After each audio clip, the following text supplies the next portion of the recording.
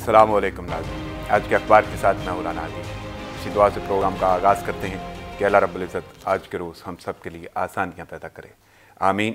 बढ़ते हैं प्रोग्राम की जानिब। जैसा कि आप जानते हैं कि प्रोग्राम में शामिल होती हैं वो तमाम ख़बरें जो अखबारात की अशात का हिस्सा हैं, और इन्हीं तमाम ख़बरों पर तजज़िये और तबसरे के लिए जो मेहमान शख्सियात मेरे साथ मौजूद हैं उनकी तरफ जाने से पहले मैं एक शॉर्ट समरी आपके सामने रख दूँ कि जिन मौज़ूआत पर हम गुफ्तगू करेंगे, BNP ने हुकूमत से अलहदगी इख्तियार कर ली, ये प्रोग्राम का हिस्सा होगा। इस पर तबसरे होंगे। इसके साथ साथ कोरोना की सूरत हाल पर भी बात की जाएगी। सिंध बजट अनाउंस हो गया है, उस पर भी तबसरा करेंगे। इसके साथ साथ भारत की लद्दाख में पिटाई हुई है और ट्विटर पर अच्छी खासी दुर्गत बनी, उसको भी मौजूद गुफ्तगू बनाएंगे। तारिक अजीज़ जो हर दिल अजीज़ थे वो दुनिया से चले गए और उनके हवाले से गुफ्तगू की जाएगी। इसके अलावा दीगर खबरें भी प्रोग्राम का हिस्सा होंगी। मैं चलता हूँ मेहमानों की जानब। मेरे साथ इस वक्त स्टूडियो में मौजूद हैं ऑन शराजी साहब, नुमाइंदा खुसूसी सच TV।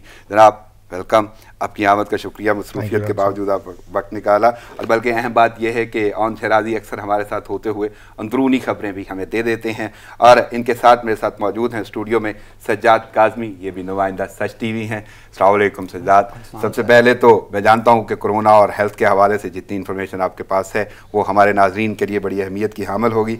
तो चलते हैं प्रोग्राम की जानब। सबसे पहले बात करेंगे अखबारात में जो लीडिंग स्टोरी है, जो अखबारात की जीनत बनी। शराजी साहब आपसे, हुकूमती इत्तेहाद टूटने लगा, BNP अलग, 2 साल इंतज़ार किया, वादे पूरे नहीं हुए। अख्तर मेंगल जरदारी से राब्ता, जमहूरी वतन पार्टी के भी हुकूमत से शिकवे, फैसले के लिए इजलास तलब। लेकिन अहम बात है कि इत्तेहादियों का एक सिलसिला शुरू हो गया, और ये सिलसिला गो के पहले भी हमने देखा जब MQM थोड़ी सी रूठती है, मनाया जाता है और वो उनके अंदाज हैं। और इसको अब कैसे देख रहे हैं BNP का ये अंदाज और इत्तेहाद ख़त्म होता हुआ? राना साहब देखिए, जो गैर फितरी इत्तेहाद होते हैं ना, वो अक्सर फितरत के तकाज़ों पे पूरा नहीं उतरते हैं और फिर आखिर में उनको टूटना होता है, और इसीलिए गैर फितरी हैं। और ये गैर फितरी क्यों है? मतलब हमारे देखने वाले कहेंगे कि ये गैर फितरी क्यों है? वो भी एक सियासी पार्टी, ये भी एक सियासी पार्टी, उनका भी एक एजेंडा, इनका भी एजेंडा, तो गैर फितरी कैसे हो गया? गैर फितरी कुछ इस तरह से है कि जो 6 नुकात BNP मेंगल ने रखे थे उस वक्त जब ये पाकिस्तान तहरीक इंसाफ की हुकूमत की इत्तेहादी बन रही थी, तो वो 6 नुकात बड़े इंपॉर्टेंट थे। और हमें नज़र आ रहा था कि तहरीक इंसाफ की जो हुकूमत की वुसअत है, जो वक़्त है, जो अंदाज़ है, वो 2 नुकात तो पूरे कर लेगी, 4 पूरे नहीं कर सकेगी। या इमरान खान ने बहुत ज़्यादा छलांग लगा ली, 3 पूरे कर लेगी, 3 नहीं हो सकेंगे, क्योंकि उससे आगे जो था वो कुछ और सिलसिला था। तो वहाँ पे और भी स्टेक होल्डर्स आ जाते थे, और भी मामला था। और इस हुकूमत में हमने शुरू से ही देखा कि वो इतना विजन नहीं है कि वो उन तमाम मामलात को इकट्ठा कर सके या उन तमाम मामलात का हल सामने ला सके। और इस हुकूमत ने हमेशा अपने लिए खुद मसाइल खड़े किए, कभी जनाब नोटिफिकेशन की सूरत में, कभी किसी सूरत में। मतलब आर्मी चीफ का एक नोटिफिकेशन तक ये ठीक तरीके से नहीं कर सके, अदालत में मामला गया, लंबा चला। तो नजर आ रहा था ये होगा। और इससे पहले भी जो है वो BNP मेंगल ये कह चुकी थी कि जनाब अली आप थोड़ी सी बेहतरी करें बसूरत दीगर, थैंक यू वेरी मच। अब इनको डील कर रहे थे जहांगीर तरीन साहब थ्रू आउट। सही, BNP को भी जी, जब ये इनकी मतलब वो हुई ना, आप रुस गए तो जहांगीर तरीन साहब मनान गए सन। तो जहांगीर तरीन साहब मना रहे थे। 3 माह से हमारे जरा ये कंफर्म कर रहे हैं कि BNP मेंगल के जो जिनसे हमारी बात हुई कि कोई राब्ता शाब्ता नहीं तहरीक इंसाफ की जानब से। 4 इजलास होते हैं सेंट्रल एग्जीक्यूटिव कमेटी के BNP मेंगल की, जिसमें वो ये फैसला करते हैं कि अब एटलीस्ट हमें कोई कदम उठाना चाहिए। हुकूमत तो बिल्कुल हमारे वो किसी किस्म का इधर तो कान ही नहीं रख रही, और हुकूमत के पास 181 का इस वक्त मेजॉरिटी है, 172 चाहिए। BNP मेंगल के 4 लोग हैं असेंबली में। इसका मतलब है कि 4 लोग निकले भी हैं, तो हुकूमत को अभी कोई ऐसा थोड़ा टाइट जरूर हुआ है मामला, लेकिन फर्क नहीं, इशू नहीं है। तो उन्होंने ये फैसला किया। अब जो अंदर की खबर है ना, आपसे शेयर करें कि ये तय हुआ कि ये किस तरह अनाउंस किया जाए। मतलब इजलास में जो आखिरी इजलास हुआ उसमें ये हो गया, चले जी वखेमा तो हो गया, PTI ना लो, अब इसको किस तरह अनाउंस किस तरह किया जाए। कुछ ने कहा ये प्रेस कॉन्फ्रेंस की जाए, धुआंधार किस्म की, और ये वो। तो अख्तर मेंगल साहब ने ये कहा कि हो सकता है कि हमारी प्रेस कॉन्फ्रेंस को वो कवरेज ना मिले जो हम एक्सपेक्ट कर रहे हैं। खबर दब जाए, 1-2 दिनों में दब गई तो फिर वो बात नहीं बनेगी, हमें मीडिया नहीं मिलेगा। तय ये हुआ कि जब अख्तर मेंगल साहब बजट तकरीर करेंगे तो उस दौरान अख्तर में, क्योंकि PTV लाइव दिखाता है, बिल्कुल बजट पूरा सेशन, कोई भी कौमी असम्बली का या सेनेट का सेशन हो तो PTV लाइव दिखाता है, PTV पार्लियामेंटेरियन के नाम से बाकायदा तौर पे एक अलहदा से चैनल शुरू किया गया। तो फिर यह तय होगा कि जी अब जैसे ही बजट पे बारी आएगी तो फिर वो जनाब ये बाकायदा और बाज़ाब्ता एक सोच के ताबे बिल्कुल पूरे प्लान असेंबली में इसको अनाउंस किया गया। और वो भी एक खबर है कि उनको ये खौफ भी है कि शायद इतनी पजीराई नहीं मिलेगी, उनको ये खौफ नहीं है पजीराई नहीं मिलेगी। मैं वही मुहर्रकात जानना चाहता हूं। उनको ये खौफ है कि मीडिया नहीं मिल रहा। तो मीडिया क्यों नहीं मिल रहा? देखिए बहुत सारी वजूहात होती हैं, कोई मरकज की पार्टी नहीं है, पाकिस्तान तहरीक इंसाफ के लोग करें, बलोचिस्तान की पार्टी है, उस अंदाज में कोई ब्रेकिंग और आ जाती, ये उनकी अपनी सोच है, उनकी सोच है और सियासी सोच है और मैं इसे एग्री करता हूँ और ठीक सोच है। मतलब जिस अंदाज में आपने देखा हर चैनल ने वो क्लिप चलाया और वो कहां से लिया, PTV से, वो लाइव आ रहा था और उन्होंने पहले पूरी चार्जशीट की, पूरी चार्जशीट की हुकूमत के खिलाफ की, जी इन्होंने ये नहीं किया, ये नहीं किया, ये इनको करना चाहिए था, हमने ये कहा। फिर उन्होंने जनाब वहां से शुरू किया कि जब वजीर आजम के इंतखाब था, फिर वो सदर के इंतखाब, स्पीकर के इंतखाब, सारी चीजें उन्होंने की, चेयरमैन सेनेट का, कि हम हर मौके पे। लेकिन ये सोचे समझे, यानी एक सोच के ताबे उन्होंने सारे पूरे प्लानिंग के साथ they played well, I will appreciate they played well. लेकिन सोच ये थी कि असेंबली में वो करेंगे और उसी सोच के ताबे, और वो कामयाब हो गए, यानी वो कामयाब हो गए जो सोच के ताबे वो कर रहे हैं। ठीक है जराई साहब, गुफ्तगू यहीं से जारी रखेंगे इसी हवाले से। लेकिन मेरे साथ मौजूद हैं सज्जाद काज़मी। सज्जाद काज़मी, बात करेंगे हम कोरोना के हवाले से, और कोरोना की जो इस वक्त सूरत हाल है वो बड़ी तशवीशनाक है। और मैं जानता हूं कि आपकी ये बीट है, आप इसको कवर करते हैं और बड़े यानी अंदर की खबरें आपके पास इसी हवाले से, कोरोना के तिब्बी हवाले से, तिब्बी अमले के हवाले से और बाकी मामला जो हैं वो बहुत ऐसा अंदाज से आप देख भी रहे हैं और लोगों तक पहुँचा भी रहे हैं। लेकिन रिकॉर्ड हम बात हो गई 136 संवाद, ये जो आज के डाटा मैं आपको दे रहा हूँ, यानी 24 घंटे का ये रिकॉर्ड है कि एक दिन में 136 संवाद, और जाँ भाग अफराद की तादाद 2975 हो गई। मुतासरा अफराद की गिनती 1,54,760 से तजावज़ कर गई। बड़ी तेज़ी के साथ ये फैल रहा है, गंभीर होती जा रही है सूरत हाल। इस शिद्दत को कैसे देख रहे हैं? और दूसरा मैं ये लाजम चाहूँगा कि आप इन मामलात को फील्ड में देखते हैं, लोगों में जाते हैं, अमले से मिलते हैं, हुकूमती इक़दाम आप देख रहे हैं, हुकूमती अफराद को, अरकान को आप जानते हैं, तो इस सारी सूरत हाल को कैसे आप डिफाइन करेंगे? बिल्कुल, केसेस आ रहे हैं और सिर्फ दबा के आ रहे हैं, और ये जो आपके पास फिगर हैं ये गुज़िश्ता दिन के हैं, और अभी जो ताज़ा फिगर 8 बजे के बाद जारी होते हैं उसके मुताबिक 1,60,118 अब तक जो हैं केसेस मुल्क भर से सामने आ चुके हैं। और चूँकि हुकूमत ने बता दिया था पहले ही कि अगले माह के वस्त तक 13 लाख जो है केसेस आ सकते हैं, तो वो इस चीज़ में मुबारक हो गई कि हमें अभी करना क्या है, प्लान क्या है।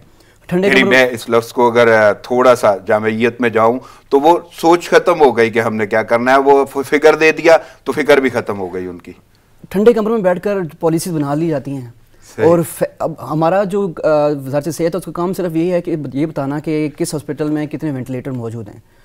ये काम एडमिनिस्ट्रेशन को भी पता होता है, ये काम तो इवन के गेट कीपर को भी पता है कि हमारे हॉस्पिटल में कितने वेंटिलेटर्स वक्त मौजूद हैं। ये काम ये कर रही है हुकूमत, कर रही है। हुकूमत का काम ये है कि जो चीज़ें बना रही है उसको इम्प्लीमेंट करवाना, कोई प्लान देना। पहले हम कहा जाता था कि हम वो खिते में वाहिद मुल्क हैं जहाँ पर सबसे बाद में केसेस आए और बहुत कम केसेस हैं। अब तो आप उन मुल्क में ममालिक में शुमार हो रहे हैं जिनमें सबसे ज़्यादा केसेस हैं। तो अब आपके पास क्या प्लान है? आपके कोई प्लान इस वक्त तो सिर्फ और सिर्फ ये बताया जा रहा है, लोगों को इस चीज़ का प्रिपेयर किया जा रहा है कि आप तैयार हो जाएं, इतने केसेस आने वाले हैं। और ये किसी हद तक जितना दौरानिया हो गया है, शुरू से हुकूमत यही नहीं करती आ रही कि आवाम से उन्होंने अपील की है, लेकिन आवाम की तरफ मैं बाद में जाऊंगा। अभी भी हालिया सूरत हाल में हुकूमती इक़दाम कुछ आपको नज़र आ रहे हैं? हुकूमती इक़दाम आपको, अगर मैं हॉस्पिटल की सिचुएशन के बारे में बताता चलूँ तो तिब्बी अमला रो रहा था कि हमें जो है प्रोटेक्टिव जो गेयर्स हैं वो नहीं दिए जा रहे। और तकरीबन मैं कल पिम्स में गया था, वहाँ पे मैं ग्राउंड सिचुएशन चेक करके आ रहा हूँ। वहाँ पे जो फंड्स आ रहे हैं, आपको सुनकर हैरानगी होगी कि वहाँ पर जो फुटपाथ लगे हुए हैं उनकी कोटिंग की जा रही है। अभी वो फंड्स जो तिब्बी अमला रो रहा है कि हमें प्रोटेक्टिव गेयर्स नहीं दिए जा रहे, और हम बात भी हो रही हैं। अभी मेरे पास जो फिगर पड़े हैं इस वक्त जो है 1510 डॉक्टर्स जो हैं अफेक्ट हो चुके हैं इस कोरोना के बायस, 352 नर्सेज हैं और 2561 जो हेल्पिंग स्टाफ है वो है। इसके साथ इस वक्त भी 11 जो हैं वेंटिलेटर के ऊपर मौजूद हैं और 25 अब तक अमवात डॉक्टर जो तिब्बी अमले की हो चुकी हैं।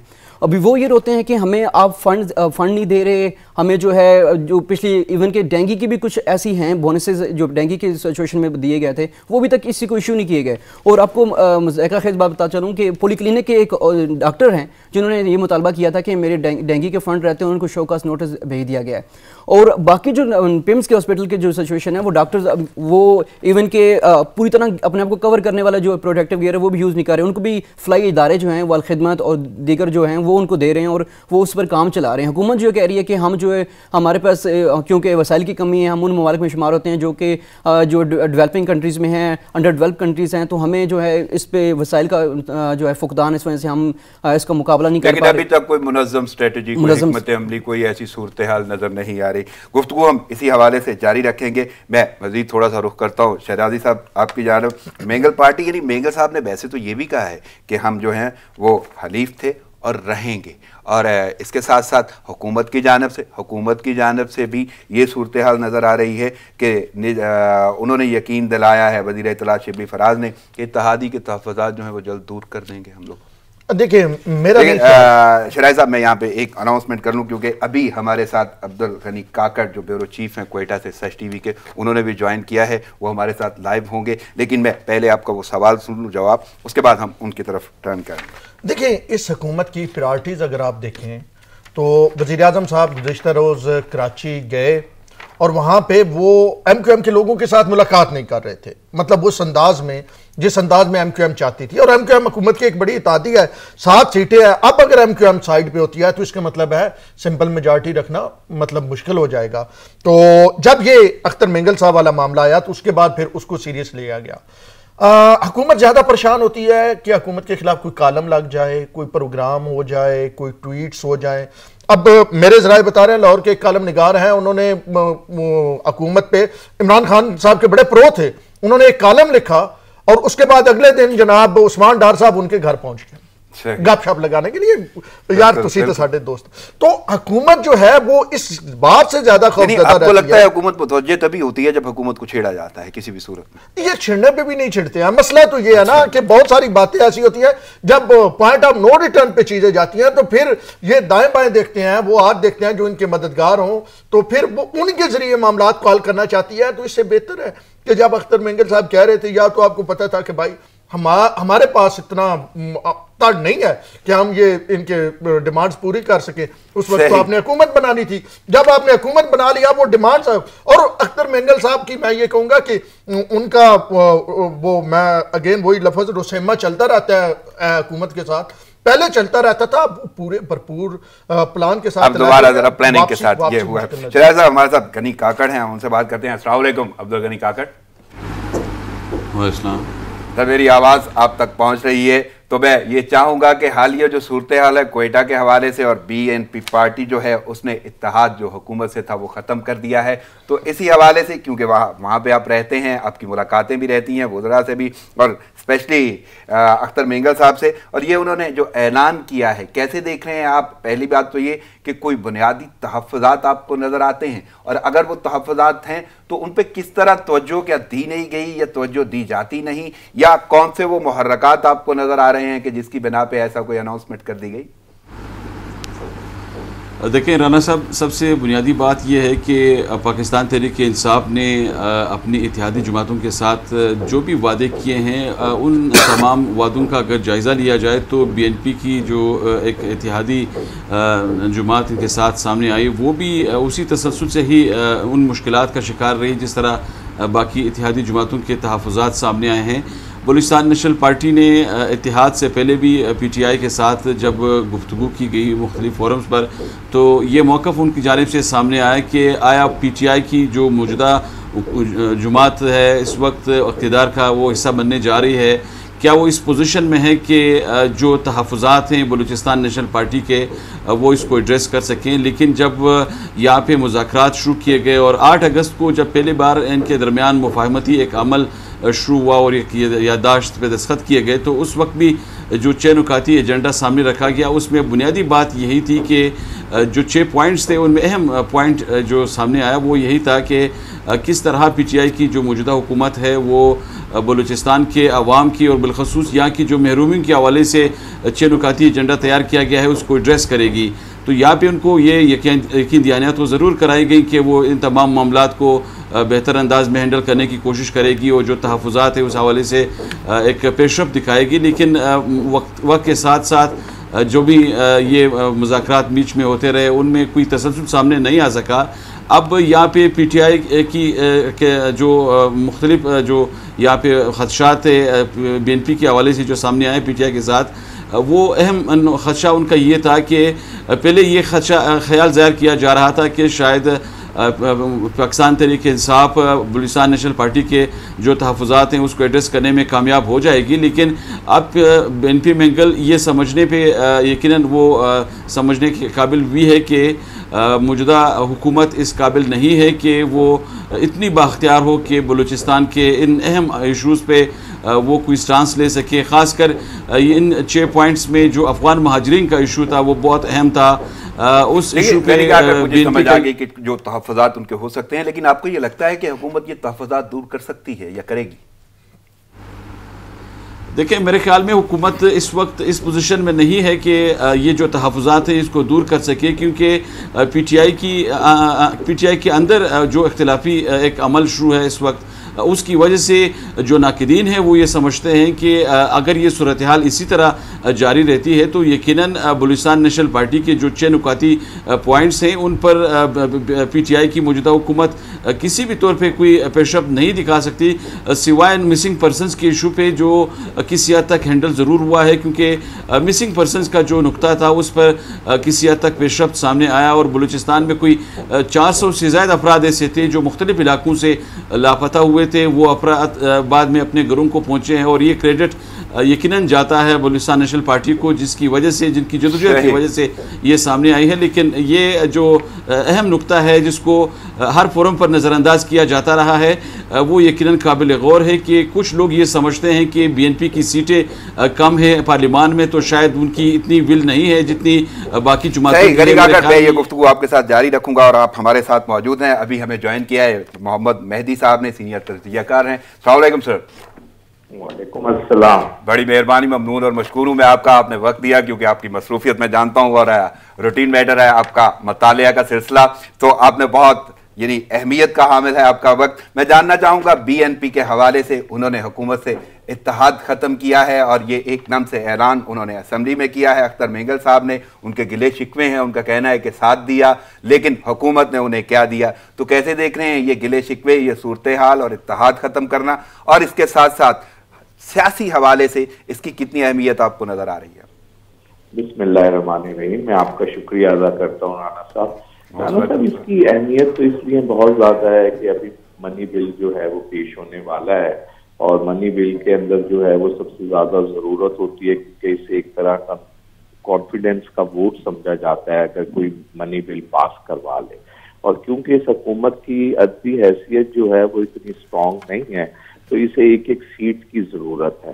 तो इस हवाले से तो ये एक अहम बात है। ये तो नहीं है कि उनकी अक्सरियत खत्म हो गई है, लेकिन बहरहाल वो कमजोर हो गई है, और अगर उसके अंदर कोई और भी शामिल हो गया तो वो फिर बहुत ही कमजोर हो जाएगी।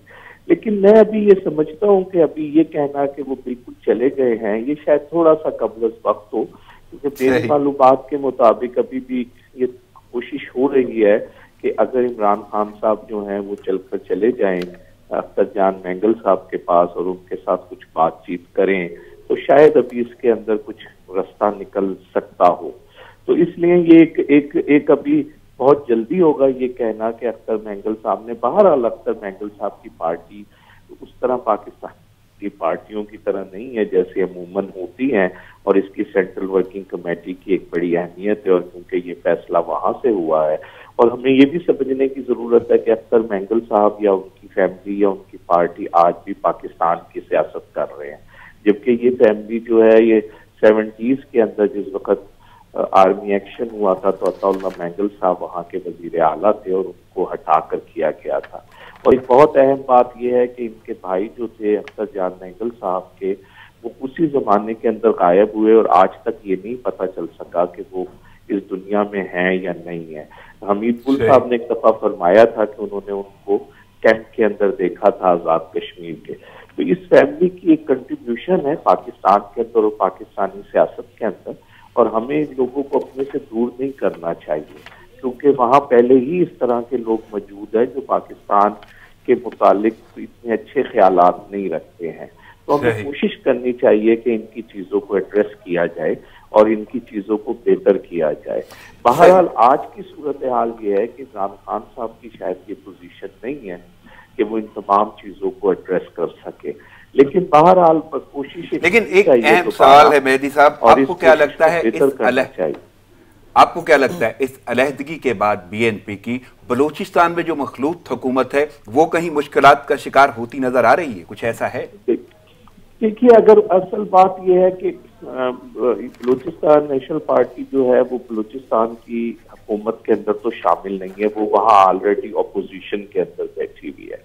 लेकिन हाँ, इस सारी सूरत हाल के बाद क्योंकि हमने देखा जो बाप पार्टी है जो इस वक्त हुकूमत कर रही है, क्योंकि ऐसा महसूस होता है कि उसकी आवाम में जड़ें नहीं है, तो इसलिए वो उसके अंदर सब लोग ही कुछ ना कुछ बनना चाहते हो। ज्यादातर लोग वजीर आला बनना चाहते हैं, खासतौर पर अब्दुल कद्दूस साहब और कुछ लोग।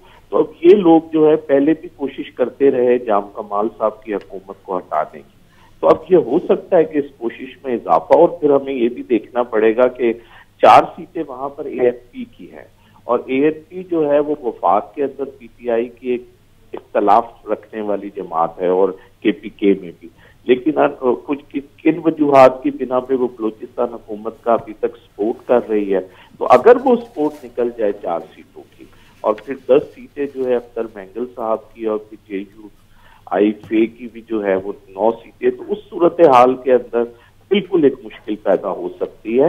और जिस तरह ये बात कही जा रही है कि इस दफा तब्दीली ऊपर से नहीं आएगी बल्कि नीचे से शुरू होगी, और खास तौर पे बार बार पॉइंट आउट किया जाता है बलूचिस्तान को, तो इसलिए ये बहुत अहम सूरत हाल है जो अख्तर मेंगल साहब ने कल पैदा कर दी है। और इससे जो है बहरहाल इसका असर सिर्फ कोयटा तक नहीं रहेगा, इसका असर हमें इस्लामाबाद में भी नजर आएगा। सही, मेहदी साहब आप हमारे साथ हैं, हम मजीद गुफ्तगू बढ़ाते रहेंगे। मेरे साथ इस वक्त स्टूडियो में मौजूद हैं ओन शहराजी साहब। ओन शहराजी, मैं कल सिंध का बजट भी पेश किया गया, तो मैं थोड़ा सा चाहूँगा कि उस पर भी गुफ्तगू हो जाए। और सरकारी मुलाजमीन की तनख्वाहों में 5% से 5 से 10% इजाफा किया गया है। सेहत के लिए 19 अरब हैं और एमरजेंसी रिलीफ के लिए 5 अरब मुख्तस।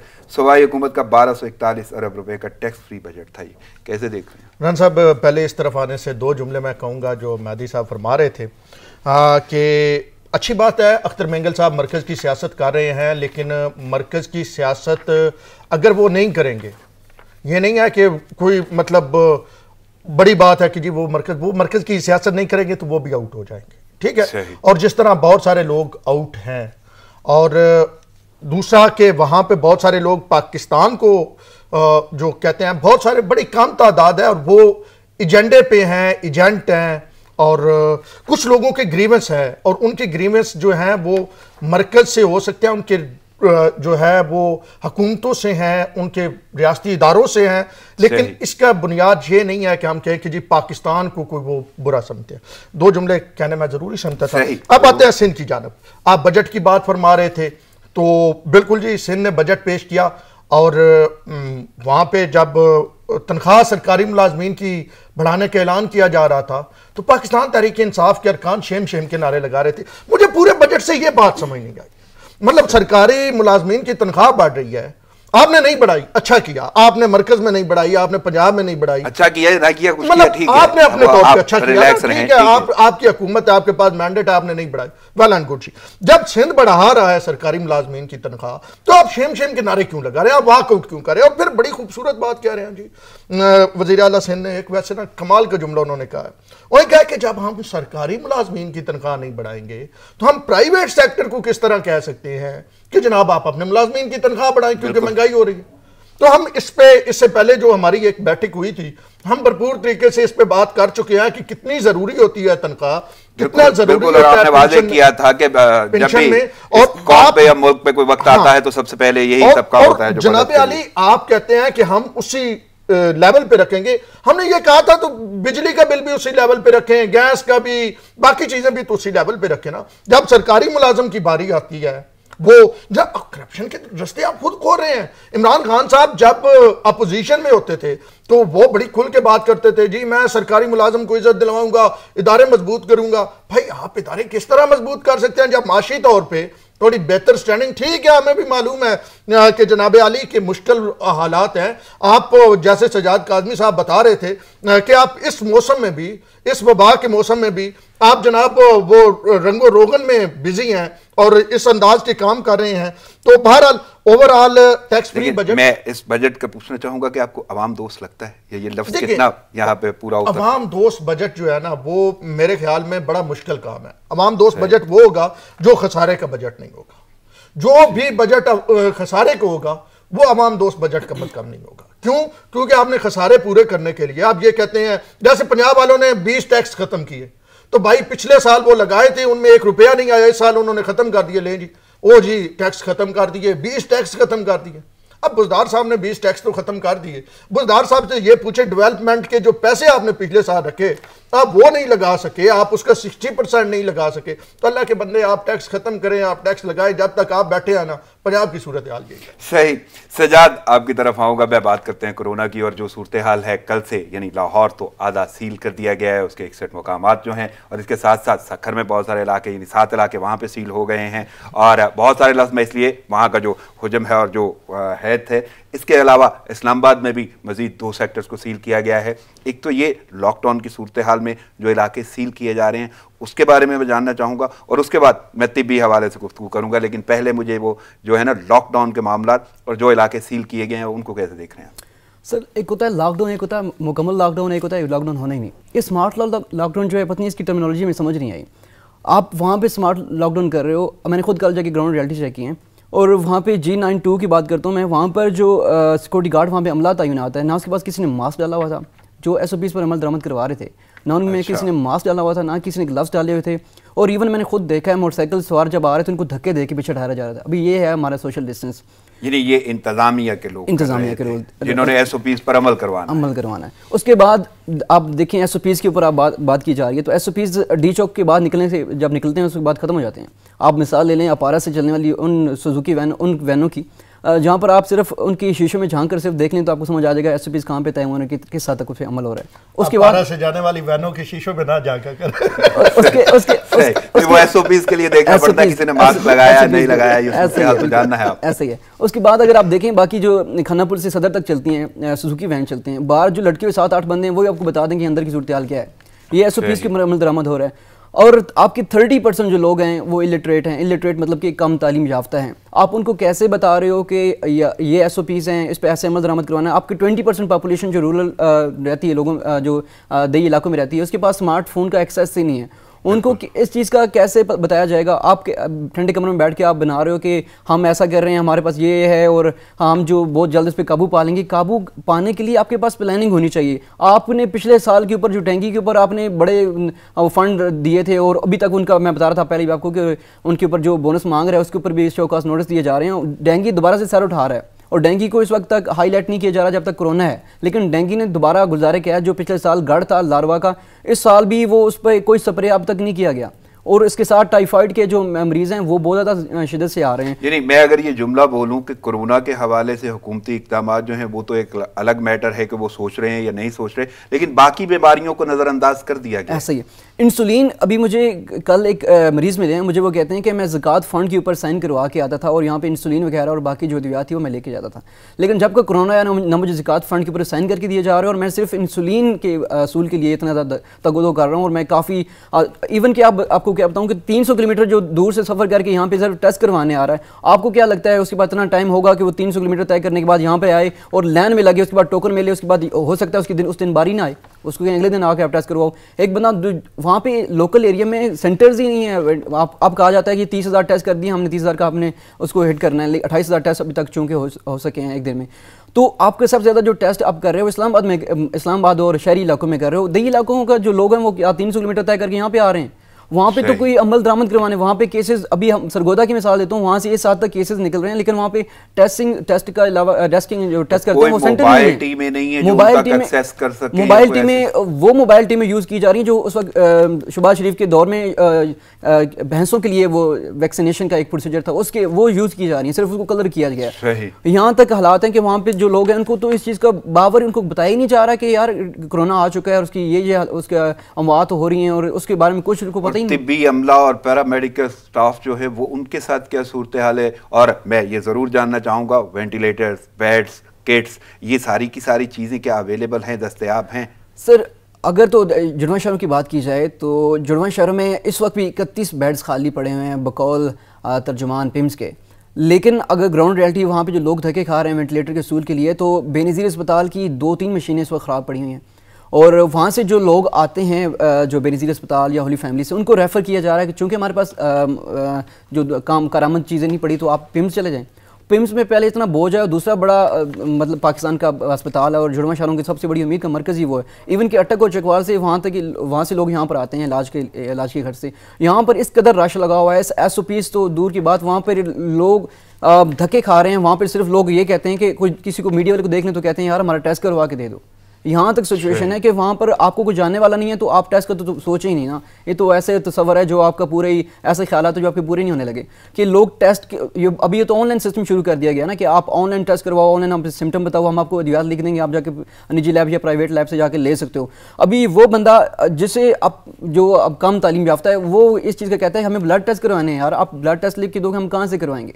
अभी ECP और दीगर कई ऐसे टेस्ट हैं जिनके बारे में 5-5-6 हज़ार का एक टेस्ट है। वो कौन टेस्ट, एक बंदा जो आई सरकारी अस्पताल में इसलिए रहा है कि हमने सस्ता मिल जाएगा, फ्री हो जाएगा, वो टेस्ट क्या बाहर चेक करवाएगा? सज्जाद, बल्कि एक और अहम टॉपिक है लेकिन ये गुफ्तगू जारी रहेगी, मैं मजीद आपसे पूछता रहूँगा। मैं इस वक्त रुख करूँगा मोहम्मद मेहदी साहब का, सीनियर तजियाकार हमारे साथ मौजूद है, मैं उनसे पूछना चाहूँगा। मेहदी साहब, एक अहम नुक्ता है कि BNP की पार्लिमानी सियासत जो है वो बलूचिस्तान में क़याम अमन की सूरत हाल के हवाले से किस हद तक सूदमंद साबित हो सकती है? और अब जो सूरत हाल है, यानी हुकूमत से इत्तेहाद से अलहदगी तो कर ली लेकिन वहाँ के मामूलात जो हैं वो अमन के हवाले से भी आपको देखने हैं, और सियासी सूरत हाल में अगर कोई भी ऐसी लड़खड़ाती है या कोई भूचाल की सूरत हाल नज़र आती है तो फिर वो अमन के हवाले से भी हमें चाहिए जानना होगा कि क्या बनता है।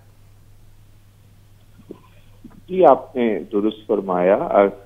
अगर आपको बिल्कुल याद होगा कि नवाब अकबर बुगटी साहब ने अपने आखिरी इंटरव्यू के अंदर फरमाया था कि जब उनसे पूछा सुहेल बड़ाई ने कि आप इस दफा इलेक्शन लूज कर गए, तो उन्होंने कहा कि यहाँ अरेंजमेंट होती है। तो अमूमन बलूचिस्तान के बारे में एक तस्वुर है कि वहाँ हर दफा नए पार्टियों को मौका दिया जाता है और एक अरेंजमेंट की शक्ल होती है। शायद वहाँ पर उस तरह इलेक्शन नहीं होता जिस तरह बाकी पाकिस्तान में होता है, ये एक तस्वुर है। हो सकता है कि ये बिल्कुल गलत हो, लेकिन हम इसलिए इसको देखते हैं कि अभी जब ये लास्ट इलेक्शन हुए 2018 के, तो जाम कमाल साहब कुछ दिन पहले तक नवाज शरीफ साहब की कैबिनेट में मौजूद थे और अचानक वो नवाज शरीफ साहब की कैबिनेट से निकले और उन्होंने वो एक पार्टी बननी शुरू हो गई और उसमें वो तमाम लोग शामिल हो गए जो पिछली पार्टियों के अंदर मुख्तलिफ पार्टियों में मौजूद थे और उनका एक ग्रुप बनाकर एक बाप पार्टी बनाई गई और उसकी हुकूमत। तो वहाँ अगर ये भूचाल आता है और ये सारी सूरत हाल होती है तो इसमें ये महसूस हो रहा है कि BNP जो मैंगल साहब की है शायद अब काफी अर्सा हो गया है कि उसको बारी नहीं मिली। तो हो सकता है कि वो बारी लेने के करीब हो अगर सूरत हाल में इतनी बड़ी तब्दीली आती है कि हुकूमत ही बदल जाती है। और सिर्फ फिर हुकूमत बलूचिस्तान की नहीं बदलेगी, अगर ये सूरत हाल बनी तो शायद फिर कुछ और हुकूमतें भी बदल जाएंगी। तो इस सारी सूरत हाल को देखते हुए अगर हम देखें तो उनका फैसला इतना गलत नहीं। और जैसे अभी आपके ब्यूरो चीफ काकड़ साहब ने फरमाया है कि उनकी सियासत में उन्होंने 400 लोगों को वारगुजार करवाया है जो वापस अपने घरों को पहुंचे, तो उनकी सियासत को एक बूस्ट मिला है, एक फायदा हुआ है। और आपको पता है और काकड़ साहब शायद मुझसे बेहतर बता सकें कि वहां पर जो अभी पिछले दिनों एक वाकया हुआ है उसके बाद जिस किस्म के हालात पैदा हुए और जिस तरह वहां पे लोग निकल कर आए, इससे पहले हमने इस तरह के हालात नहीं देखे और उसका रिएक्शन कराची के अंदर भी हमें बहुत ज्यादा नजर आया है। और कल मैंगल साहब ने अपनी गुफ्तगू के अंदर उस वाकये का एक पूरा हवाला भी दिया है। तो ये वो सारी सूरत हाल है, वो बैकग्राउंड है जो इस वक्त बलूचिस्तान के अंदर चल रहा है। और दूसरी तरफ CPAC के मामलात की वजह से बलूचिस्तान के अंदर बहुत सारे प्रोजेक्ट्स जो हैं वो कंप्लीट हो गए और कुछ इस वक्त कंप्लीट होने के नजदीक पहुंचे हुए हैं, जो मैं सड़कों के हवाले से और गवादर के। तो ये भी एक बहुत अहम है और इसको आप जरूर जहन में रखिए कि वहाँ जो कुछ भी हो रहा है, इस वक्त चाइना भी उसे बराह रास्त फील कर रहा है। और पिछले दिनों हमने देखा कि यके बाद दीगरे पाकिस्तान आर्मी के ऊपर भी वहां पर हमले हुए और पाकिस्तान आर्मी के ऑफिसर लेवल के लोग भी शहीद हुए हैं। और ये नई वेव है जो वहां पर है। आया कि इस वेव आने से पहले लोग महसूस कर रहे थे, और मैंने अपने हफ्तावार कॉलम जो जंग में छपता है, मैंने उसके अंदर ये निशानदेही की थी कि ऐसा महसूस होता है कि अफगानिस्तान की तरफ से और शायद ईरान की तरफ से हमें दोनों तरफ से हमारे जो इख्तलाफ रखने वाले या जो हमारे मुल्क के खिलाफ लोग हैं वो वहां से मूवमेंट कर रहे हैं हिंदुस्तान के साथ मिलकर। और उसके बाद ये सिलसिला हमने देखा कि हमारा जो पुराना ट्राइबल एरिया है वहां भी नजर आया और बलूचिस्तान में भी नजर आया। तो ये सारी चीजों को अब सिर्फ हम मुल्की सतह पे नहीं देख सकते, इसे बैनुल-अक़वामी हालात के अंदर भी देखना होगा। क्योंकि लामहला इस वक्त गवादर की जो हैसियत है या बलूचिस्तान की जो हैसियत है वो बहुत अहम है, सिर्फ सी पैक के लिए नहीं बल्कि वन बेल्ट वन रोड के लिए। ये उनका पायलट प्रोजेक्ट है। अगर ये कामयाब नहीं होता तो वन बेल्ट और वन रोड सारी दुनिया के अंदर कामयाब नहीं होंगे। और इसकी कामयाबी गिलगित बल्तिस्तान और बलूचिस्तान ये दो इलाकों पर बहुत ज्यादा डिपेंड करती है कि यहाँ पर हालात साजगार हो, अदरवाइज इसकी कामयाबी के चांसेस सही। मेहदी साहब, मैं आपका यही नुकता, क्योंकि गनी कागड़ साहब मेरे साथ मौजूद हैं तो मैं उनकी तरफ भी थ्रो करूंगा। गनी कागड़ साहब, दो अहम नुकात हैं। पहली बात तो ये कि इन द लॉन्ग रन अब बीएनपी की सियासत को अब कैसे देख रहे हैं, उसमें कितनी बेहतरी नजर आ रही है या क्या इमेज नजर आ रहा है फ्यूचर में। और दूसरा वही नुकता सरमायाकारी का कि सरमायाकारी को कैसे देख रहे हैं, गैर मुल्की सरमायाकारी, सी पैक और प्रोजेक्ट जो है। राना साहब, मैं इन दोनों नुक्तों से पहले मैं इस पहलू पे थोड़ा सी चाहूँगा कि बात करूँ। एक तो सबसे अहम बात यह है कि बलूचिस्तान नेशनल पार्टी के हवाले से मुख्तलिफ फोरम्स पर कुछ ऐसे मौक़िफ़ लोगों के सामने आए हैं जो ज़मीनी हक़ाइक़ के बरअक्स हैं। कुछ लोग ये समझते हैं कि बलूचिस्तान नेशनल पार्टी की चूँकि पार्लिमान में वो हैसियत नहीं है जिस तरह बाकी कुछ बड़ी जमातों की हैं, तो इसलिए शायद वो रोल इतना इफेक्टिव नहीं होगा इस जमात का जिस तरह बाकी जमातों का होना चाहिए। मैं इससे इख्तिलाफ रखूँगा। इसकी वजह यह है कि बलूचिस्तान में वाहिद पार्लिमानी जमात है जिसने हर वक्त कौम परस्ती की सियासत भी की है और यहाँ पे एक मुनज़्ज़म अंदाज में बलूचिस्तान के मुकदमे को हर फोरम पर लड़ने के लिए अपना रोल प्ले किया है। तो इस हवाले से पाकिस्तान तहरीक-ए-इंसाफ अगर इस जमात को खो जाती है इत्तेहाद में, तो मेरे ख्याल में ये एक बहुत बड़ा सेटबैक होगा इस जमात के लिए जो एक पहले ही मुश्किलात का शिकार है। दूसरी जानिब इस वक्त बलूचिस्तान नेशनल पार्टी की जो सियासी एक विज़न है उसकी अगर हम बात करें तो बलूचिस्तान में इस जमात के बारे में माजी में कुछ खदशात ऐसे ज़रूर सामने आए थे। इवन जो यहाँ पे वो तंजीमें जो कालदम तंजीमें हैं जो हकूक़ के लिए जंग लड़ रही हैं मुख्तलिफ फोरम्स पर और पार्लिमानी सियासत पर यकीन नहीं रखती हैं, उनकी जानिब से भी बलूचिस्तान नेशनल पार्टी पर बाज़ औक़ात ये ऐलानात भी और दावे सामने आते रहे हैं कि ये जमात जो है ये अब स्टैब्लिशमेंट की एक जमात बन चुकी है। जबकि दूसरी जानिब बीएनपी की सियासत की वजह से ही वो सियासी कारकुन जो जिनके बारे में ये इतलात थी कि वो लापता हुए थे वो बाजियाब नस्ब हुए हैं। उनकी न सिर्फ मुख्तलिफ इलाकों से ये इतलात सामने आई कि वो मंजर-ए-आम पर आए हैं, बल्कि बलूचिस्तान की सियासत में इनकी वजह से एक मुस्बत पहलू ये भी सामने आया कि यहाँ पे जो अपोजिशन जमातें थी वो एक दौर में ये बात यहाँ पे की जा रही थी कि शायद यहाँ पे अपोजिशन बिल्कुल ख़त्म होकर रह गई है क्योंकि तमाम जमातें मरकज़ के साथ मिली हुई पाई गई और यहाँ पे वो मौक़िफ़ सामने आया जो हुकूमत की जानिब से था। लेकिन बलूचिस्तान नेशनल पार्टी ने अपने किरदार के दौरान, अपनी पॉलिटिकल विजन के दौरान ये साबित किया कि वो हकूक़ के लिए जामे अंदाज में जदोजहद कर रही है और इसके नताइज भी सामने आए हैं।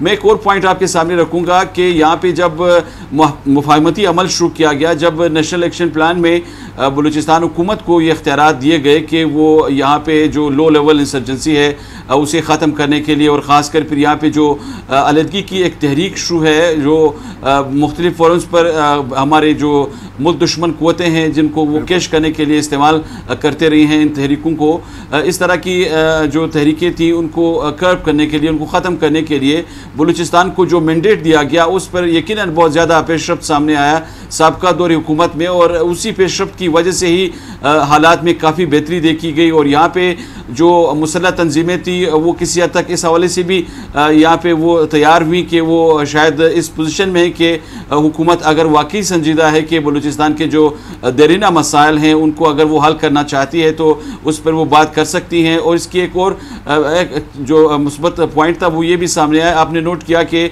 साबका दौर में जब ये मुफाहमत का अमल शुरू किया गया तो बहुत बड़े पैमाने पर यहाँ पे न सिर्फ सरेंडर हुए बलोच फरारी मुख्तलिफ इलाकों में, बल्कि गज़ैन मरी वो शख्सियत जो बालाच मरी के भाई हैं, और इसके साथ साथ बलूचिस्तान जो लिबरेशन आर्मी नामी जो कलदम तंजीम है जो एक बहुत बड़े पैमाने पर बलूचिस्तान में अस्करियत पसंदी में मुलविस है, उस तंजीम से मुंसलिक ख़ानदान, उससे अगर एक आदमी जिलावतनी छोड़कर वापस इस मुल्क में आता है और पार्लिमानी सियासत पर यकीन रखता है तो मेरे ख्याल में यकीनन ये एक बहुत अहम पेशरफ्त था जिसको मज़ीद देखते हुए इक़दामात की ज़रूरत थी। लेकिन मेरे ख्याल में यहाँ पे कुछ मुश्किलात ऐसी सामने आई जिनकी वजह से ये मुफाहमती अमल आगे नहीं बढ़ सका। इसीलिए बलूचिस्तान की ये जो खदशात है ये तहाल दूर नहीं हो सके हैं। जहाँ तक बात है यहाँ पे फ़ॉरेन इन्वेस्टमेंट की, तो यकीनन बलूचिस्तान नेशनल पार्टी का ये मौक़िफ़ हर वक्त सामने आता रहा है कि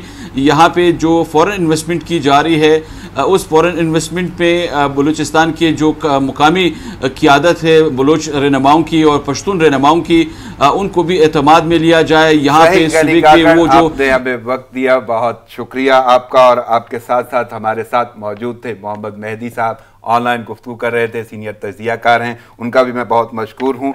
मैं अब बढ़ता हूँ स्टूडियो की जानब। शहरादी साहब, जो सूरत हाल है, यानी अगर मैं इसी बीएनपी की बात करूं तो सीटों का एक हल्का सा तजाद तो है ना, वो 4 सीटें उसमें हैं कौमी असम्बली में जिसका आपने जिक्र किया, और एक सेनेट की भी है। वो जो तबादला है ना, उससे जो फ़र्क पड़ता है वो कितना फ़र्क नज़र आता है, और क्या कोई असरअंदाज होता हुआ नज़र आ रहा है पीटीआई की हुकूमत पर? देखिए, आपने देखा होगा कि इससे पहले जो हुकूमतें थी, पाकिस्तान मुस्लिम लीग नून की थी या पाकिस्तान पीपल्स पार्टी की थी, तो खुद जो वज़ीर आज़म थे वो MQM को मनाने तक चले जाते थे। तो सियासी रवैयों में फ़र्क होता है। पाकिस्तान तहरीक इंसाफ क्योंकि पहली बार इक़्तिदार में आई है, इक़्तिदार करने का अंदाज़ भी नहीं पता, और ये भी नहीं पता कि इत्तेहादियों को किस तरह लेके चलना है, ये भी नहीं पता कि अवाम के मसाइल में प्रायोरिटी किसको देनी है। जैसे सजाद कह रहे थे कि अगर ये आ गया कोरोना तो बाकी सारा कुछ साइड पे हो गया। हेल्थ में कोरोना से ज़्यादा मसाइल अब पैदा हो गए हैं, और ये जब कोरोना का मामला कोई ठंडा होगा फिर आपको पता चलेगा कि जो रेगुलर तौर पे आपके मरीजों को जो आप डील कर रहे थे वो आपने डील उस अंदाज में नहीं किया। इवन ये है कि एक मैं आपको मिसाल दे दूं, घर घर की स्टोरी है। प्रेगनेंसी के 8वें माह में एक टीका लगता है, वो टीका प्राइवेट आपको मिलता नहीं है, वो आपको सरकार नहीं देना होता है। और जनाब 90 माह में भी एक लगता है, वो भी सरकार ने देना, बड़ा ठीक ठाक उसकी कीमत होती है, और वो जनाब कहीं से भी नहीं मिल रहा।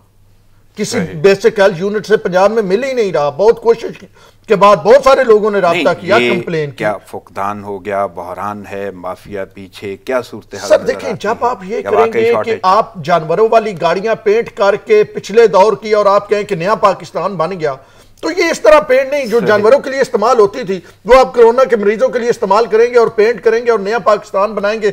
अगर पेंट से ही नया पाकिस्तान बनना है तो वो पेंट कंपनियां फिर बेहतर पाकिस्तान बना लेती। बिल्कुल। कोरोना के हवाले से मजीद हम जानते हैं सज्जाद से ही। सज्जाद, बड़े अहम नुक्ते हैं, मैं तिब्बी हवाले से बात करूंगा। पहली बात तो जिस तरह जिक्र किया गया है, इसी तरह जो इंजेक्शन यहाँ पे हैं एक्टिमरा, उसके हवाले से कुछ बताएं कि आखिर उसकी कीमत का बढ़ जाना, उसका शॉर्ट हो जाना, और एक नई तहकीक जो बरतानिया ने की है वो डेक्सामेथासोन जो है वो कारआमद हो रहा है, मुफीद हो रहा है इस बीमारी में, और उससे मुत्तफिक भी हुए हैं हमारे मुआवन खुसूसी सेहत। और इसके साथ साथ यानी जो गंभीर सूरत हाल है उसमें तिब्बी हवाले से हुकूमती इक़दाम कैसे हैं? बिल्कुल, जैसे कि आपने बात की वैक्सीनेशन के हवाले से, तो वैक्सीन तो ज़रूरी बात है, पूरी दुनिया में ये कोरोना जब फैला तो उसके बाद उस पर काम हो रहा है। तो जो बरतानिया ने पिछले दिनों बताया, उसकी रिसर्च सामने आ रही कि काफ़ी कारआमद साबित हो रहा है। उसके ऊपर डॉक्टर ज़फ़र मिर्ज़ा भी ये कह रहे हैं कि मुफीद ज़रूर है, लेकिन जो शहरी हैं अपनी मदद आपके तहत इस्तेमाल ना करें जब तक डॉक्टर रेकमेंड। बिल्कुल, उसके साइड इफ़ेक्ट भी हैं, क्योंकि हर चीज़ के साथ साइड इफ़ेक्ट ज़रूर होते हैं। कम हो तो ज़्यादा इम्प्लीमेंट उसको किया जाता है। बाकी जो इक़दामात के हवाले से अगर आप बात कर रहे हैं तो इक़दामात के ऊपर सीरियस नोट पर हमें जो है इम्प्लीमेंट होने वाले जो स्टेप लेना पड़ेंगे, वो बात ख्याली ख्वाबों तक नहीं रहना चाहिए कि हम वो कर रहे हैं, हम ये करेंगे, अगले दिनों में ये होने वाला है। तो इन चीज़ों में आवाम को कोई लेन देन नहीं। आवाम को चाहिए आप ग्राउंड रियलिटी पे, ग्राउंड फैक्ट, आपके ग्राउंड पे क्या काम कर रहे हो। आप हॉस्पिटल की सिचुएशन आपने गो के चलें, आपने कहा कि हमारी जो जब हुकूमत आएगी, पीटीआई की तरफ से ये कहा जा रहा था कि हम उसको हेल्थ के ऊपर बजट को इंक्रीज़ करेंगे, ज़रूर करें, लेकिन जो आपकी तिबी हमला है आप उसको क्या दे रहे हैं? जो आपके फ्रंट लाइन है, जो फ्रंट लाइन आपके सोल्जर हैं, आप उनके लिए क्या कर रहे हो? वो जो शहीद अपनी ज़िंदगियाँ दे रहे हैं, आप उनको किट्स तक फ्राहम नहीं कर पा रहे हो। आप बाकी जो आपके पास आ रहे हैं, इवन के वहाँ तक ये तक मसाइल हैं कि वहाँ के लोग, यहाँ पे डॉक्टर, मुझे एक दोस्त मिले हैं, वो मुझे ये कह रहे थे कि यार हमारे पास ग्लव्स और मास्क, जो सॉफ्ट मास्क है 30-30 रुपए वाले, इवन कि हमें हफ्ते हफ्ते वो भी नहीं दिए जा रहे। ये डॉक्टर्स कह रहे हैं, डॉक्टर्स की ये सूरत हाल है, और ये वो फ्रंट लाइन सोल्जर वो कह रहे हैं। और N95 कहा जा रहा था कि डॉक्टरों को चाहिए N95 डालें, बाकी जो लोग हैं वो सॉफ्ट डालें। मैंने खुद लोगों को देखा है, इवन कि हमारे बहुत सियासी शख्सियात हैं, वो N95 मास्क डालते फिर रहे हैं। और इवन के जब मोस्टली हमने देखा कि दौरे पे जाते हैं हॉस्पिटल के, तो वहां पे उन्होंने तो मास्क पहने हुए हैं N95, लेकिन वो जो है अमला वो शायद उससे महरूम है। एक और बड़ा बारीक नुक्ता है और बड़ा अहम पहलू है, वो ये है कि जो कोरोना से सेहतियाब हो रहे हैं उनका प्लाज्मा इस्तेमाल हो सकता है। अब वो प्लाज्मे की बाकायदा और बाज़ाब्ता खरीदो फरोख्त शुरू होगी, वो क्या सूरत हाल है और ये जज्बात से किस तरह खेला जा रहा है। और अहम बात यह है कि ये बिजनेस बन गया है या वाकई किसी का भला किया जा रहा है। सर, प्लाज्मा के ऊपर कुछ उसकी भी टर्म एंड कंडीशन होती हैं कि अगर आप सेहतयाब हो चुके हैं 2 हफ्ते तक आपने मतलब नहीं देना, 2 हफ्ते के बाद दे सकते हो, सेहतयाबी के बाद 2 हफ्ते बाद। तो उस प्लाज्मे के ऊपर भी इस हद तक कारोबार जारी है कि पहले तो शुरू में लोगों को पता नहीं था, और शुरू में आपको पता है कि जाफरी साहब थे हमारे जो सबसे ज़्यादा पहले सेहतयाब हुए, तो उन्होंने अपने खुद प्रेस कॉन्फ्रेंस करके कहा था मैं प्लाज्मा दे रहा हूँ। उसके बाद लोगों को समझ आई कि इसमें वाकई पैसे बनाए जा सकते हैं, और अब वो प्लाज्मा है कि जिसका जदर बस चलता है वो उसको उधर ही इतनी डिमांड कर लेता है। कोई 2 लाख डिमांड करता है तो कोई 20,000 तक भी मान जाता है। और यहाँ तक है कि लोगों को पता चल गया है कि एक प्लाज्मा से कहीं ज़िंदगियाँ बच सकती हैं, एक ज़िंदगी बच सकती है तो शायद उसी से लोग कर लेते हैं। अभी तो लोगों को समझ आ चुका है कि बहुत ज़्यादा लोग ज़िंदगी बचाई जा सकती हैं, तो भी हर तरीके से डील किया जा रहा है कि यार मैं सेहतयाब हो चुका हूँ। ऐसे केसेस भी मुझे सुनने में आए हैं कि एक बंदे को नहीं दिए जा रहे प्लाज्मा, जो सेहतयाब हो रहा है वो बिजनेस करके हर बंदे को दे रहा है तकरीबन, कि जो बंदा कोरोना का मुब्तला है किसी की फैमिली में, उसको कहता है कि मेरे से आप ले लो प्लाज्मा और मुझे इतनी पे कर दो। मतलब कि ये कारोबार बन, इसको अब क्या कहेंगे, बेहिसी है, बात मर गए, और ये कारोबार के तौर पे भी इस्तेमाल हो रहा है। ऐसा ही कारोबार के तौर पर ही तो इसको ये क्या कहते हैं कि जो बेरोजगार हुए उनको रोजगार नया मिल गया। ये वही टर्म है कि लोगों को अब खुद SOPs पर अमल दरामद खुद करना पड़ेगा। हुकूमत कोई नहीं चलाएगी, आपको हुकूमत नहीं बताएगी। हुकूमत तो ये करेगी कि हमें कोई अपोजिशन ना दबाए, हम तो वो तो उसका दिफा करिए, वो कोरोना का फिलहाल दिफा कर ही नहीं। हमें खुद चाहिए कि हमने SOPs पर अमल दरामद करना है, जो हमसे हो सकता है, जो हम इजीली कर सकते हैं, कम से कम वो तो करें। आप सोशल डिस्टेंस रख सकते हो वो तो रखो। इवन कि आप हुकूमत की तरफ से कहा जा रहा था कि हम एहसास प्रोग्राम के तहत इमदाद देंगे, बैंक के बाहर आप जाके लाइन देखें, आपको मास्क छोड़ें, आपको जगह पाँव रखने की जगह नहीं मिलेगी। आप कहोगे यार मैं तो घर में बेहतर हूँ, 12,000 रहने दें। यकीन करिए ये सिचुएशन बनी हुई है। आप लोगों को 12,000, आपने लोगों को कहा वो घर में बैठो ताकि कोरोना ना फैले, और आपने फिर उसी को लालच दिया 12,000 का कि आओ लाइन में खड़े हो जाओ। ये हमें सूरत हाल इसी तरह है, और हुकूमत भी कहीं कहीं कोई भी स्ट्रेटेजी नहीं बना रही और कोई पुख्ता कोई लायामल सामने नहीं आया। शराजी साहब, एक और अहम मामला और खबर है, और वो है हमसाया मुल्क के हवाले से लद्दाख पे भारत के जो फौजी हैं उनकी अच्छी खासी पिटाई हुई, मारे गए। किसने मारे? चीन ने। और उसके साथ साथ उसके बाद जो सोशल ट्रेंड चला सोशल मीडिया पे, उसमें अच्छी खासी दुर्गत हुई भारत की। लेकिन ये मामले अपनी जगह पे, भारतीय मीडिया खामोश, मोदी खामोश, मोदी सरकार खामोश। तो एक सवाल पैदा हो गया भारत में, जो राहुल गांधी ने उठा दिया। उन्होंने सवाल किया है कि हमारे वजीर आजम कहाँ हैं, खामोश क्यों हैं, हमें जवाब चाहिए। क्या कहेंगे यहाँ पे आप? जाते जाते आपने बॉलीवुड की फौज का जिक्र कर दिया, जो हमें सिर्फ बॉलीवुड में ही ताकतवर नजर आती है, लेकिन ऑन ग्राउंड हम जब तो वो बॉलीवुड की भी ना हुई ना। हाँ, मतलब वहां पे भी अलग ही नजर आती है। बॉलीवुड में वो दिखाते हैं कि जी इन्होंने कोई चीन के वाले से एक वीडियो देख रहा था जिसमें वो इस तरह दिखा रहे थे कि जी उन्होंने तो चीन को, जनाब मेरे ख्याल में यही ऐसी चीजें देख के ना, और अभिनंदन जब पकड़ा गया था उसने ये बात अपने कन्फेशनल स्टेटमेंट के, दुनिया की तारीख में जो आप कहें ना अस्करी तारीख में बड़ा कम हुआ होगा इस अंदाज में, जब वो तारीफ कर रहा था पाकिस्तानी फोर्सेज की, तो उसने साथ ये कहा कि यार हमारे मीडिया ने हमें बड़ा जलील किया हुआ है, वो हमें ज्यादा वारता है, वो कहता है आ जाओ कोई शहर नहीं। ये ऑन द रिकॉर्ड उनका जो बयान जो उन्होंने दिया, स्टेटमेंट है, वीडियो स्टेटमेंट है, कोई ऑडियो भी नहीं है। कोई बाद में कहे कि जी जब उसने मशहूर जमाना चाय का कप पिया था, बड़ा महंगा अरबों का, और वो पता यही लगा कि वो चाय पीने आए थे। चाय पीने नहीं, वो तो चाय फिर हमने पिलाई, वो तो कुछ और करने आए थे। फिर जब दिमाग ठिकाने आए तो फिर ऐसे ही बयान होते हैं जैसे अभिनंदन ने दिए थे। खैर आप ये कह रहे हैं कि फरमा रहे थे कि जनाब चीन के सामने क्या हुआ। सिर्फ सूरत हाल ये है कि भारत में सारा कुछ चलता है एंटी पाकिस्तान। आप भारतीय मीडिया देख लें, आपके बहुत सारे आपको चैनल, मैं नाम कोट नहीं करना चाहता, 80% कंटेंट आप देख लें एंटी पाकिस्तान चल रहा होगा। अब चीन के हवाले से वो जैसे कहते हैं ना, पेपर की तैयारी तो की थी मैंने ये, और पेपर आउट ऑफ सिलेबस आ गया।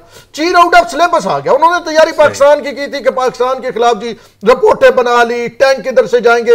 वो 2-3 एंकर है, वो रोज रात को ना थोड़े जहनी मरीज किस्म के अंदाज है उनका, वो खुद ऊंचा जैसे बहुत ज्यादा ऊंचा बोल रहे होते हैं। अलग है, कहीं कोई खौफ किताबें तो नहीं कि उनके नींदें और उड़ी हों या ख्वाब में भी उन्हें पाकिस्तान का डर खौफ। खुला जवाब दिया है चीन ने ये कहा है।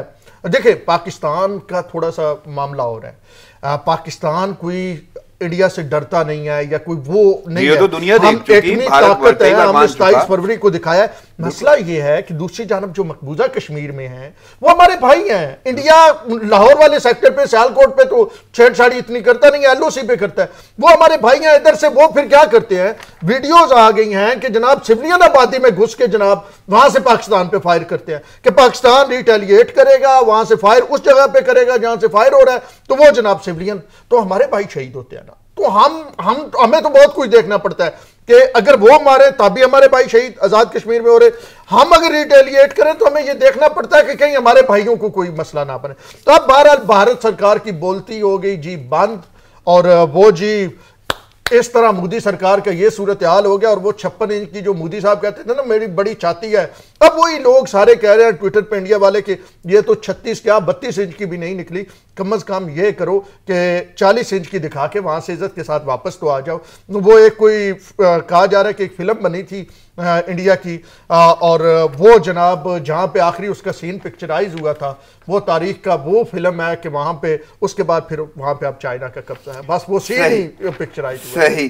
शराजी साहब एक शख्सियत, बल्कि मैं ये कहूँगा कि देखती आंखें और सुनते कान एक शहरियत से महरूम हो गए, और वक्त मेरे पास बहुत महदूद है, और वो शख्सियत हैं हरदिल अजीज़ तारिक अजीज़, वो दुनिया से चले गए। एक एक जुमला मुझे चाहिए। तारिक अजीज़ के बारे में मैं सिर्फ इतना कहूँगा कि ठीक है वो हमें खुदा हाफिज़ कह गई देखती आंखें और सुनते कान, लेकिन मुझे दुख है बहुत सारे लोगों ने जुमले कहा हो गए, मैं कोई उनके बारे में, वो बहुत बड़ी शख्सियत है। मैं सिर्फ इतना कहूँगा क्योंकि टाइम महदूद है, उनका जो जस्द खाकी था पाकिस्तान के परचम में दफन होना चाहिए था।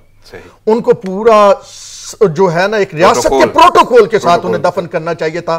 बड़े लोग जाते वहां पे, वज़रा, कल आपने वजीर नहीं रहना, लेकिन तारिक अजीज ने दिलों में इसी तरह ही जिंदा रहना। बहुत वजीर आए चले गए और बहुत आएंगे चले जाएंगे, लेकिन तारिक अजीज जिंदा रहेंगे। आपने अपना कद छोटा किया है, आपने अपना कद छोटा किया है। तारिक अजीज के जनाजे में न जाकर या तारिक अजीज को उस तरह खराजे पेश करके जैसे बनता। एक शख्सियत बनाने वाली शख्सियत है वो, और ज़रूर उनका जो कारनामे हैं वो याद रखे जाएंगे, और वाकई उनको याद रखा जाएगा। उनका खुलाद शायद कभी पूरा ना हो सके। सही। वक्त की किल्लत के बाद मुझे इजाज़त लेंगे होगी। ऑन शराजी आपकी आमद का शुक्रिया, सजाद काज़मी आपकी आमद का शुक्रिया, और इसके साथ साथ मोहम्मद मेहदी साहब जो सीनियर तजियाकार हमारे साथ थे, अब्दुल गनी काकड़ जो क्वेटा से हमारे साथ मौजूद थे, उनका भी शुक्रिया। नाज़रीन प्रोग्राम का वक्त ख़त्म हुआ चाहता है, मुझे इजाज़त दीजिए। अल्लाह हाफ़िज़, दुआओं में याद रखिएगा।